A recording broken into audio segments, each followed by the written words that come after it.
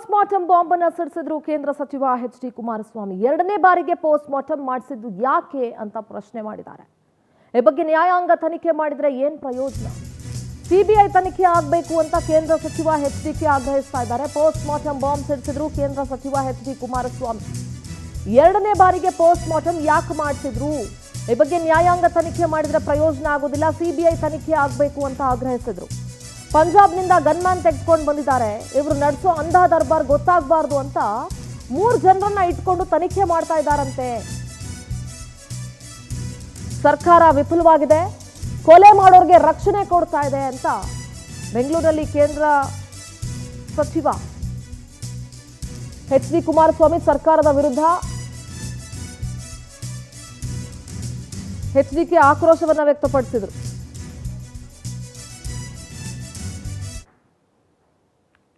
ಕ್ಷಣದ ಮಾಹಿತಿಗಳನ್ನು ನೀವೇ ಪ್ರತಿಯೊಂದು ಕ್ಷಣದ ಮಾಹಿತಿಗಳನ್ನು ನೀವೇ ಇಟ್ಟಿದ್ದೀರಿ.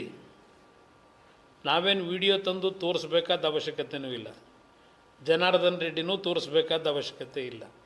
7 ಬಾರಿನೋ 8 ಬಾರಿನೋ ಗುಂಡು ಹಾರಿಸ್ತಾರೆ. ಆ ಸೌಂಡ್ ಕೇಳ್ತದೆ ಟಿ ವಿನಲ್ಲಿ. ನಾನು ನೋಡಿದಾಗ ಆ ಸಂದರ್ಭದಲ್ಲಿ ಆ ಗುಂಡು ಹಾರಿಸ್ತಂಥ ಘಟನೆಗಳೇನಿದೆ,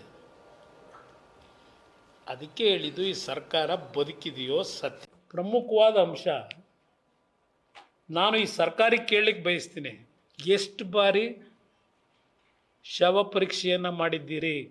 ಮೊದಲನೇ ಶವ ಪರೀಕ್ಷೆ ಮಾಡಿದಾಗ ಪೋಸ್ಟ್ ಮಾರ್ಟಮು ಏನು ವರದಿ ಬಂತು?